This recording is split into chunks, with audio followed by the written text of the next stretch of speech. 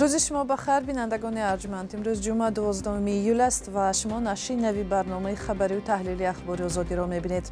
برای تهیه این برنامه همکاران در تاجیکستان و پراگ زحمت کشیدند. حالا با نام موضوعهای نشر برنامه شناس شوید. در واشنگتن همایش سران کشورهای ناتو با امضای سازشنامه دستگیری نظامی اوکراین به پایان رسید.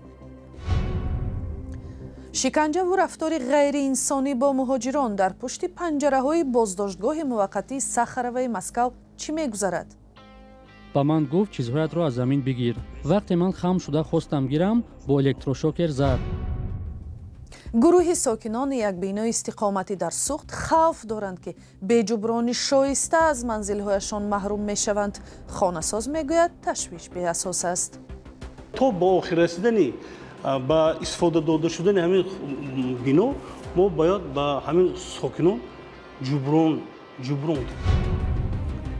و حالا از یک خبر شروع میکنیم. دادستان حربی دوشنبه به یک گزارش رادیوی آزادی درباره مرگ سرباز در ارتش واکنش کرد. در نامه دادستانی حربی مرگ صالح جان صالحیف را به بیماری دل ربط دادند. این در حالی است که پیوندان این سرباز که ماه می هنگام ادای خدمت در فرودگاه نظامی عینی فوتید گفتند به فرضیه رسمی باور ندارند چون در تن سرباز ایزی زخم بود.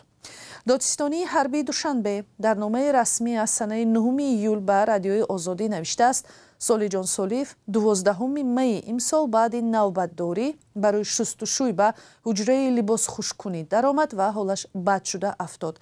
به نوشته دادستانی یاری طبی سری وقتی رسانیده شد ولی او درگذشت. مادر سرباز نرگس پیروا به ما قبلا گفت فرزندش سالم بود و به حرفی مقامات باور ندارد. با گزارش وکالتدار حقوق انسان سال 2023 در ارتش تاجیکستان 40 سرباز جان داده است. در واشنگتن یک مراسمی با تنتنه تجلیل 75 سالگی تأسیس ناتو برگزار شد و در آن سران کشورهای عضو این پیمان نظامی اشتراک کردند. در این جلسه یک سازشنامه نوی پشتیبانی ناتو از اوکراین امضا شد که آن را پرزیدنت ولادیمیر زلنسکی برای حمایت دست جمعی از اوکراین یک قدم مهم نامید. شادمانی تیم گزارش می‌دهد. پرزیدنت اوکراین ولادیمیر زلنسکی با سازش نوی پیمان ناتو در مسئله دستگیری از اوکراین که هفته روان در نشست رهبران کشورهای عضو این سازمان در شهر واشنگتن به امضا رسید بهای بلند داد. در جنبسط ملاقات رهبران ناتو زلنسکی گفت که این سند عمل مهم برای کفالت امنیت اوکراین می باشد. پرزیدنت امریکا جو بایدن به حاضرین خاطر نشان کرد که به شرافت این سازش اوکراین برای حمایت از حریم هواییش در مقابل تجاوز 28 ماهه روسیه وسیله جدی مقاومت دسترس کرد. امروز در اینجا همراه با افراد مهم که در کنار من می‌بینید ما برای حمایت دست جمعی از اوکراین یک قدم دیگر گذاشتیم. ما آن را پیمان اوکراین نام گذاشتیم. در آن طرز اجرای عمل درج شده است. سال گذشته 7 کشور عضو گروه G7 اعلامیه حمایت درازمدت از اوکراین را امضا کردند. تاکید میکنم نه تنها حمایت در دوره جنگ بلکه بعد از پیروزی اوکراین را هم بعد 25 کشور دیگر به زودی به این پیمان همراه شده و وعده دادند که سازش دوجانبه کمک امنیتی به اوکراین را امضا میکنند.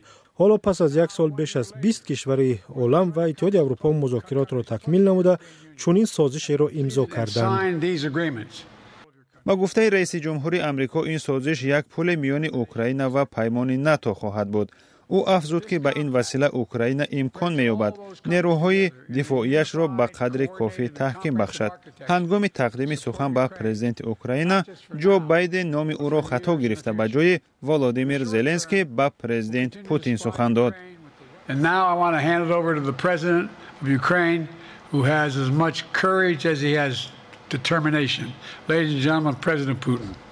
اما زود بایدن خطایش را اصلاح کرده گفت سخن را به نفر می دهد که ضد پوتین قیام کرده است.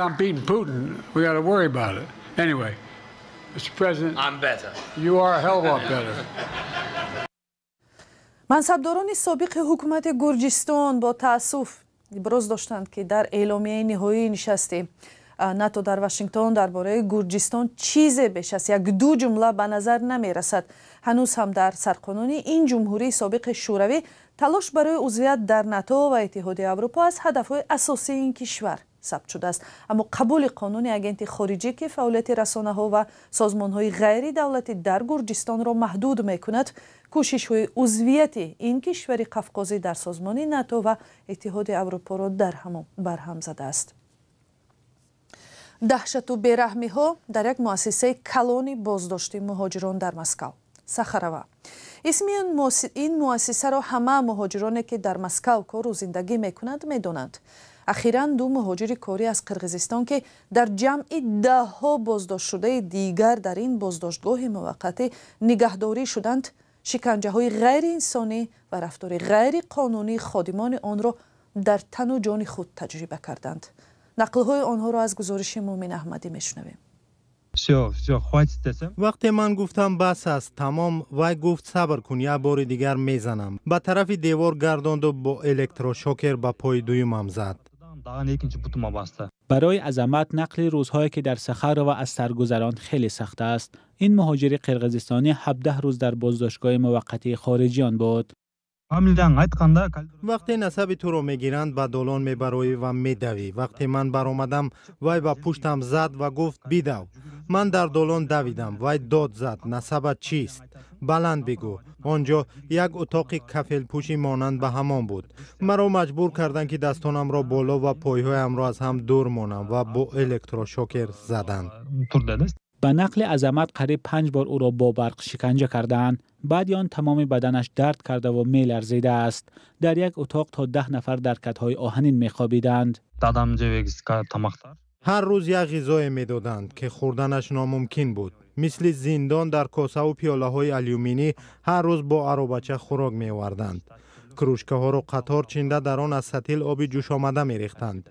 در یک روز یک بار 1 ساعت به هوای تازه می‌برآوردند. آن یک قفسی است که از 4 طرف محکم کرده شده است. عظمت را برای نداشتن ثبت اقامت و دفترچه مهنتی به بازداشتگاه موقتی آورده بودند. او در یک رید ماه ایون سال 2022 دستگیر شده بود. او بیش از 10 سال باز در روسیه کار و زندگی می‌کرد. بعد بازداشت دادگاه امر کرد که عظمت خارج کرده شود. عظمت را با دستان بسته به فرودگاه آوردند. همراه او 38 مهاجر از قرقیزستان و تاجیکستان و ازبکستان را هم خارج کردند. من تا حال آن روزها را فراموش نکردم. کسی که یک بار به آنجا افتیده است به پلیس و نیروهای آمان نفرت پیدا می‌کند. من دیگر نیتی بازگشت به روسیه را ندارم. فشار بیشتر و زندگی سخت شده است. عظمت برای شکنجه در سخر و به سفارت قرقیزستان در مسکو مراجعت کرد. وعده دادند که کمیسیون تشکیل کرده به مقامات قدرتی و دادگاه شکایت میبرند. دیپلمات‌ها با این مهاجر چند بار تماس گرفتند و با همین دیگر ناپدید شدند. با گفته عظمت در بازداشتگاه موقتی سخر و مهاجران تا به حال شکنجه و تبعیض میشوند. یک همدیه دیگری او هم که 2 ماه پیش از روسیه رانده شد، این آزار و اذیت را از سر گذرانده است. روزی که ما رو به آنجا آوردند، ترسانده مجبور کردند که در یک صف قدم زنیم، بدویم و لباسمان را بکشیم. با الکتروشوکر میزدند. رستم یاد ندارد که چند بار او را با برق شکنجه کردند، ولی بعد بازگشت به خانه هم دستانش میلرزیده است. مهاجر قرقیز میگوید در دوام 18 روز در این بازداشتگاه او بارها مورد تحقیر و تبعیض قرار گرفته است. وای پول چیزهای گرانبها را از سومکه‌های ما گرفته به زمین پرتافت. کیسه ها را کوفت. با من گفت چیزهایت را از زمین بگیر. وقتی من خم شده خواستم گیرم، با الکتروشوکر زد. وقتی راست میشوی نمیزند. کسی نتوانست چیزهایش را از زمین بگیرد. بعد آگاه شدن از قضیه رستم، عظمت باز به سفارت مراجعت کرد. از او طلب شد که دعوای شکنجه را اثبات کند. مهاجر میگوید این امکان ناپذیر است. عظمت میگوید دیپلمات‌ها تلاش حمایت از حقوق شهروندان خود را ندارند. در وزارت کارهای خارجه گفتند که نمایندگان وزارت مهنت با مسئولین سخر و مهاجران قرقیز واخوردند و کسی از شکنجه شکایت نکرده است.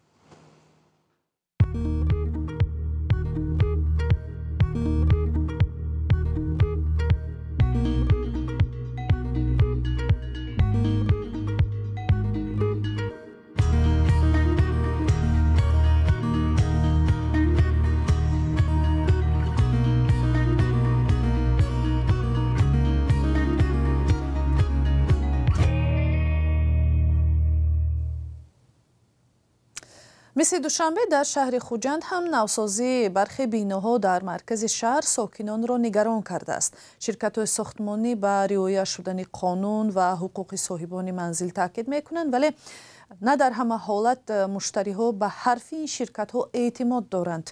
نمونه یکی از چنین حادثه‌ها در گزارش همکارم فرزان محمدی. زنگ زده گفتن که ما همه خیلی دام میپشتگی و معلمه همون با از شما یک میپرسیدگی. من یک دو سه دفعه گفتم نه من راضی نیستم. ایده از استقامت کنندگان و مالکان برخی از مغازه‌های بینای 7 کوچه اسماعیل سامانی شهر خوجند را خبر تخریب کردن آن ناراحت کرده است. باشندگانش میگویند که این بنا قدیمی است ولی در دوران شوروی خیلی مستحکم ساخته شده است. بنابراین آنها میخواهند که مکان زیستشان همچون میراث فرهنگی نگه داشته شود. زیبونیسا عظیم و همراه عائله‌اش در این بنا 5 خانه دارد و تقریباً 40 سال باز زندگی میکند. دروغگویی угрожает خونتا алло саблетим و چراغ آبتا میکشیم مرده میخیزی. هیچ نотариальной заверенностьшон نیست. این ضدیتی برخی از ساکنان و مالکان مغازه‌های بنا در حالی است که طبق سازش کمیته معماری و ساختمان نزد حکومت جمهوری تاجیکستان و نقشه عمومی خوجند، شرکت ساختمانی قدرت 2010 پروانه از نوسازی بنا را گرفته است. مسئولان شرکت میگویند که 2 بینای کوچه اسماعیل سامانی شهر خوجند از سالهای 50 عصر گذشته مانده حالا فرسوده گردیدند. بنابراین میخواهند بینای زمانوی سازند. یگون که تعدید نیست، یگون که ضروری نیست. این همش در چارچوب قانون است. اون چیزای طلباتایی که قانون است، قانون کدکس زمین است، کدکس مدنی حاضر که به جای کدکس گرازانی برآمده است، این همش رعایت کرده میشود. این بحث تا به دادگاه شهر خوجند نیز رفته است و طبق خلاصه آن حجت‌های شرکت ساختمانی درست ارزیابی گردیده است. در همین حال چندین مقام نظارتی و حقوقی در جواب مراجعت ساکنان نوشته است که تا لحظه کوچیدن باشندگان و صاحبان مغازه کار ساختمان شروع نمی شود. ولی پیدا شدن چند آهنپاره برای پنجره پوش کردن اطراف بنا و خالی شدن بعضی از خانه ها باشندگان را به تشویش انداخته است. گفتن که 2 سال ارند платите میتیم. Аминҷа меби ҳозир квадратат 50 бошад 70 квадрат када метим тува подключ када метим гуфта ман ба ҳамин баҳои мондану акун инҳо гуфтан 2 сол ба буд мешад инҷа гуфтану вай худо медонад ки фардо 3 мешад. نام شرکت ساختمانی قدرت 2010 زمان سری زبانها شد که طرح عملی نشده شهرک چینی را به ذمه گرفته و در جایش بنای 16 آشانه برافراخت. ساکنانی که در زمین آن حولی داشتند طول چند سال به دیگر خانه ها اجاره نشین شدند و حکومت برایشان خانه های نو تقدیم کرد. با افزایش ساختمان بناهای بلندآشانه در شهر و نواحی تاجیکستان بحث اطراف آنها نیز بیشتر می شود. یک سبب اساسی ناراضگی اهالی آن است که چنین ساختمان ها را مقامات در بین محله های تنگ و مشکل گذر اجازت می دهند. زیرا در آنجا نصب آب و برق و قبورهای تشناب آسان است و خریدار بیشتر دارد. مقامات پیوسته میگویند که این قرارها در اساس نقشه عمومی گرفته می شود. فرزان محمدی، رادیو آزادی شهر خوجند. و یک خبر دیگر در یک بازداشتگاه شهر وین австрия مرد 40 ساله داغستانی و گمانبر در عضویت سازمان ممنوع شاخه خراسان داعش خودکشی کرده است. نشریه австриягӣ کرونن زایتونگ با تکیه به تفتیشات نوشت خودکشی این مرد چند ساعت پیش از به روسیه استرداد شدن او رخ داد. این مرد که نامش نشر نمی شود یکی از همسفران یک جفت همسران تاجیک و آلمانی و یک تاجیکستانی دیگر می باشد که با گمان آمادگی به تشکیل حمله به کلیسای شهر کلن آلمان و هم عبادتگاه استفان مقدس در شهر وین پایان سال 2023 بازداشت شدند. نشریه نوشته است که این مرد در سچاق آشخانه و بند پایافزالش خود را به دار آویخته است. نشریه نوشته است که یکی از گمانبران بازداشت شده الکی به تاجیکستان استرداد شده است. یگانه زن گمانبر در این گروه به ترکیه سپرده شد. و برنامه اخبار آزادی در همینجا به پایان میرسد. سپاس که تا این لحظه ها با ما بودید. خبر و ویدیوهای بیشتر را می توانید در وبسایت ما azadi.org دسترس کنید. به شما استراحت های خوب تمنا میکنیم.